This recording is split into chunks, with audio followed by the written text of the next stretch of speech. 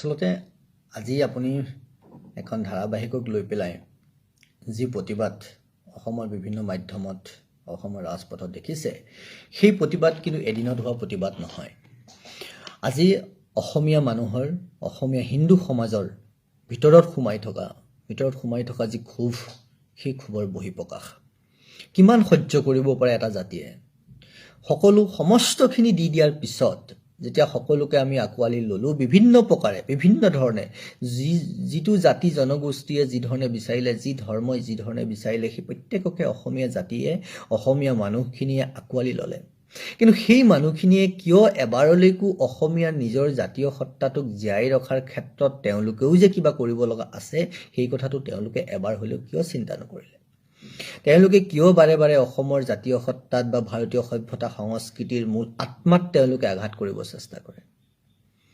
চিৰিয়েলৰ বিষয়বস্তুবোৰ ইমান মানে কি বুলি ক'ব, মানে কথা কিছুমান কি হয়, আমি যেতিয়া কওঁ আপুনি দেখিছে যে গণেশৰ মূৰ্তিটো দলিয়াই পেলাই থৈ গৈছে, ছোৱালীজনীয়ে সপোন দেখিছে বোৰখা পিন্ধা, আমাৰ অসমীয়া ল'ৰাই বিহুৰ নামত গৈ পেলাই তেওঁলোকৰ তাৰ পৰা হাঁহ চুৰ কৰিবলৈ গৈছে। চুৰ স্বভাৱটো কাৰ? অসমত থাকি অসমীয়াক আপোনালোকে চুৰ সজাই দিলে। সেইটো এটা পৰম্পৰা। মুছলমানৰ ঘৰৰ পৰাও কেতিয়াও কোনো অসমীয়াই চুৰ কৰা নাই। যদি কেতিয়াবা বিহুৰ নামত হাঁহ এটা নাৰিকল এটা আনিব গৈছে পৰম্পৰা হিচাপে, সেইটো অসমীয়া এজনৰ ঘৰৰ পৰা আনিছে। কেতিয়াও কোনো মুছলমানৰ ঘৰত অসমীয়াই চুৰ কৰিব যোৱা নাই। এই কথাটো আপোনালোকে এনেকৈ দেখাব লগা কিয় হ'ল? তেওঁলোকে গণেশক দলিয়াই থৈ যাব লগা কিয় হ'ল? আমাৰ অসমৰ বিভিন্ন ঠাইত আপুনি জানে, মই সেই মাজতো গৈ আহিছোঁ যে গৰু চুৰ সদায় হয় আৰু তেওঁলোকেই চুৰ কৰে। অসমত যিমান অপৰাধ, সমস্ত অপৰাধৰ মূল নায়ক তেওঁলোক, সমস্ত অপৰাধৰ সিংহভাগ তেওঁলোকৰ মানুহৰ দ্বাৰা হয়। তাৰ পিছতো তেওঁলোকক ক্লিন চিট দি থাকিব আপোনালোকে।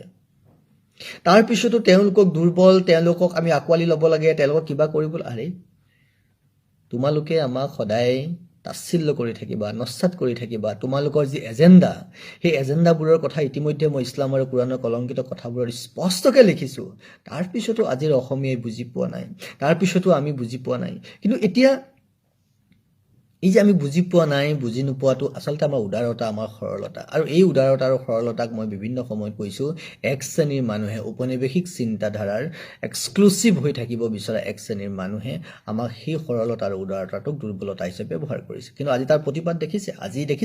আজি অসমৰ জনতা অসমৰ আই মাতৃৰ ৰক্ষাৰ ক্ষেত্ৰত, অসমৰ জাতীয় সত্তা ৰক্ষাৰ ক্ষেত্ৰত আৰু ভাৰতীয় সংস্কৃতি ৰক্ষাৰ ক্ষেত্ৰত অসমত যি জাগৰণৰ সৃষ্টি হৈছে, এই জাগৰণে কিন্তু এইবাৰ শত্ৰু পক্ষৰ বুকু ভেদ কৰিব। এই জাগৰণে অসমৰ বহু ক্ষেত্ৰত অসমৰ ৰং, অসমৰ চিন্তা, অসমৰ সমাজ সলনি কৰি পেলাব। আজি যি ধৰণে অসমৰ চুকে কোণে প্ৰতিবাদ হৈছে, অসমৰ ল'ৰাবোৰ ৰাজপথলৈ ওলাই আহিছে, যুৱক যুৱতীসকলে যি ধৰণে বিষয়টো আগুৱাই লৈ যাব খুজিছে, মই অসমৰ প্ৰত্যেকগৰাকী সচেতন যুৱক যুৱতীক আন্তৰিক ধন্যবাদ আৰু কৃতজ্ঞতা জ্ঞাপন কৰিছোঁ। আৰু এটা কথা মই মনৰ পৰা কৈছোঁ যে আপোনালোকৰ লগত সত্যৰঞ্জন বৰা সদায় আছে। কেৱল আপোনালোকে ভয় নকৰিব, আপোনালোক পিছুৱাই নাযাব। কাৰণ ভূপেন দাই কৈছে, মোৰ ৰাইক বেয়া ভাল পাওঁ বুলি ক'লে আনৰ ৰাইক বেয়া পোৱাটো নুবুজায়। আমি কাৰো বিপক্ষে নহয়, আমি অসমীয়া জাতিৰ ভাৰতীয় সংস্কৃতিৰ ৰক্ষাৰ অৰ্থে লাগিছোঁ। আৰু এইটো এক কথাত যদি আমি কওঁ, আইনৰ কথা মতে যদি কওঁ, এয়া আমি ছেল্ফ ডিফেন্সৰ কাৰণে আছোঁ। কোনোবাই মোক যেতিয়া হত্যা কৰিব আহে, মোক যেতিয়া ক্ষতি কৰিব আহে, তেতিয়া আমি নিজৰ সুৰক্ষাৰ কাৰণে আমি মাত মাতিম, আমি হাতত অস্ত্ৰ উঠাই ল'ম। ঠিক তেনেকৈ আজি মোৰ জাতীয় সত্তাত, জাতীয় সংস্কৃতিত যেতিয়া কোনোবাই আঘাত সানিছে, কোনোবাই যেতিয়া আমাৰ সত্তাক অপমান কৰিছে, আমি সেই সত্তা ৰাখিবলৈ আমি ছেল্ফ ডিফেন্সত যি কৰিব লাগে, যি ধৰণৰ পদক্ষেপ ল'ব লাগে, সেই পদক্ষেপখিনি ল'বলৈ মই প্ৰস্তুত।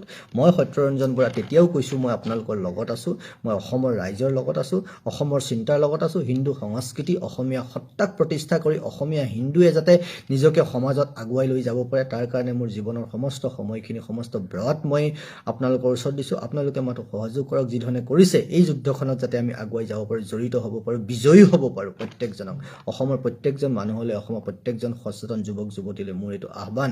আৰু মই এইটো পুনৰবাৰ কৈছোঁ, অসম চৰকাৰক আহ্বান কৰিছোঁ যে অসমত শান্তি সম্প্ৰীতি ৰক্ষাৰ স্বাৰ্থত আৰু ভাৰতীয় সভ্যতা সংস্কৃতিৰ লগতে অসমৰ জাতীয় সভ্যতা সংস্কৃতিৰ ৰক্ষাৰ খাতিৰতেই আপোনালোকে এই চিৰিয়েলখন, এই ধাৰাবাহিকখন, বেগম জান নামৰ ধাৰাবাহিকখন বন্ধ কৰাৰ ব্যৱস্থা কৰক। নমস্কাৰ।